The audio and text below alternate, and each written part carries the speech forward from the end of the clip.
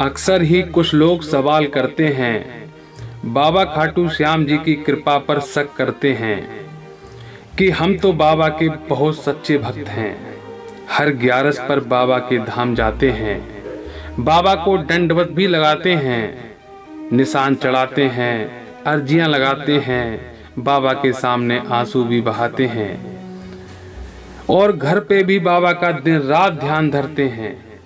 उसके बावजूद भी घर में बीमारियां, कर्ज पे कर्ज, घर में कलह, कोई भी रोजगार व्यापार नहीं। अरे पड़ोसी और जान पहचान के लोग तक ताने मारने लगते हैं कि ये तो बाबा का बहुत बड़ा भक्त है, पर जीवन में इसके हमसे भी ज्यादा उथल पुथल हो रही है। तो आखिर इतनी पूजा पाठ, इतना नाम जाप, इतना घंटी बजाना, इतना माला फेरना, इतना मंदिर जाना, इन सब का क्या लाभ? कोई चमत्कार नहीं होता श्याम का। ये तो सब कहने की बातें हैं। अगर आपके भी विचारों में ऐसे भाव आने लगे हैं तो हाथ जोड़कर प्रार्थना है कि यह वीडियो आगे जरूर देखना। मन में शांति और भक्ति का ऐसा बीज अंकुरित होने लगेगा जो आपने कभी सोचा भी ना होगा। जय श्री श्याम। मैं हूं आपका भाई, बाबा का सेवक अलंकार तोमर। जब हम किसी बैंक से रुपए उधार लेते हैं, मतलब कर्ज लेते हैं, तो उस वक्त तो बड़ा मजा आता है। नोटों की गड्डियां दिल खुश कर देती हैं, उनसे हमारा बहुत सारा काम चलता है। धीरे धीरे समय गुजरता चला जाता है। उधारी आज चुका देंगे, कल चुका देंगे के चक्कर में बरसों बीत जाते हैं। मालूम पड़ता है एक समय ऐसा भी आता है कि जितना रुपए उधार लिया होता है उससे भी ज्यादा ब्याज चढ़ चढ़ के कर्ज उतना ही अधिक हो जाता है कि अब उस कर्ज को चुकाने की स्थिति में ही हम नहीं रहते हैं। हम हाथ खड़े कर लेते हैं कि अब हमारे बस की बात नहीं है। तब हमारे सामने 3 स्थितियां उत्पन्न होने लगती हैं। पहली स्थिति, कर्ज लगातार बढ़ता चला जाता है और हमारा पूरा जीवन बैंक के कर्ज में दबा रहता है। दूसरी स्थिति, बैंक अपनी रिकवरी करती है और हमसे एक ही झटके में हमारी पूरी प्रॉपर्टी छीनकर हमें कहीं का भी नहीं छोड़ती है।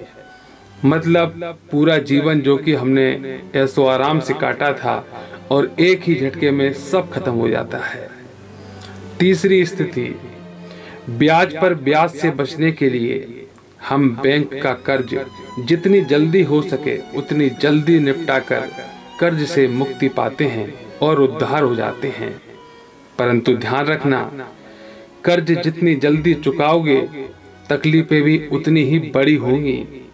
हो सकता है कि नमक से रोटी खाने की भी नौबत आ जाए, लेकिन एक समय बाद मुक्ति मिलना निश्चित है।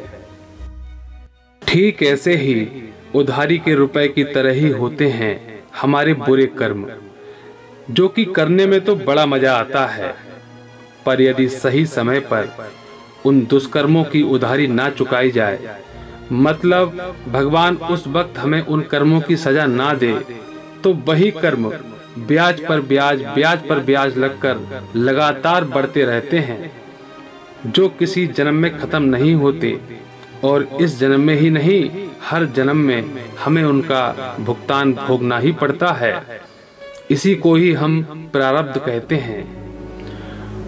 और जब आप भगवान की भक्ति करने लगते हो, उसे अपना पिता मानने लगते हो, तब दुनिया का ऐसा कोई भी पिता नहीं होता जो अपने बच्चे को हर जन्म में बुरे प्रारब्ध के बंधनों में बंधा देके कर्ज पे कर्ज, ब्याज पर ब्याज देता हुआ देखे। और ना ही वो यह चाहेगा कि आप पूरा जीवन सुख में बिताएं और एक ही झटके में आपका सब खत्म हो जाए। तब वह आपको तीसरी स्थिति की तरफ लेकर जाएगा। आपके प्रारब्ध में जितने भी पाप कर्म कर्ज के रूप में होंगे, वो उन सब को तेज तेज लाकर आपको लगातार कष्ट दिलाकर तब तक नष्ट करेगा जब तक कि आपके आगे पीछे का ब्याज बट्टा का हिसाब किताब बिल्कुल क्लियर नहीं हो जाता।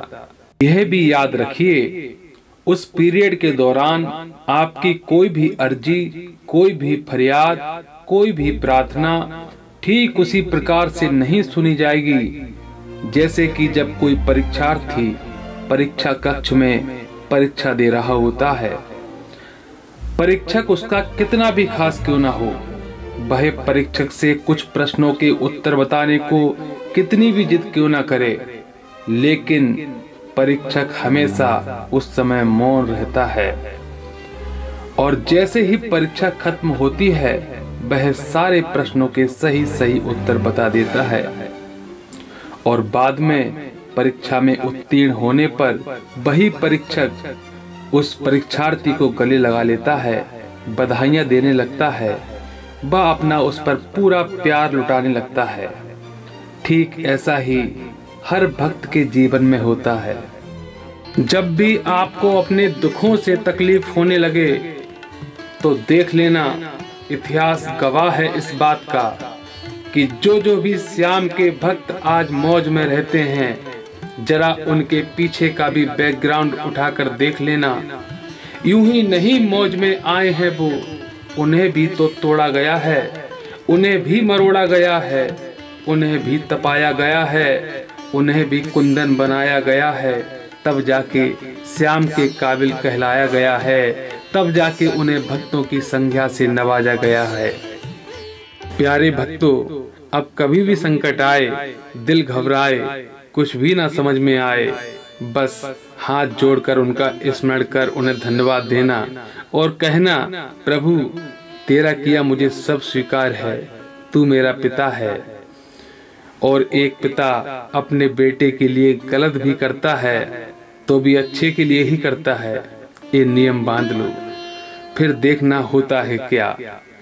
कहते हैं ना, प्रेम के पाले पड़ के प्रभु को खुद के नियम बदलते देखा, अपना मान भले घट जाए पर भक्त का मान न टलते देखा। प्यारे भक्तों, अगर आपको ये बात अच्छी लगी हो तो कमेंट में जरूर बताइएगा। आपने हमारी ये पूरी वीडियो बहुत ही ध्यान से देखी, इसके लिए आपका बहुत बहुत धन्यवाद। बाबा श्याम आप सभी पर अपनी कृपा बनाए रखें। जय श्री श्याम।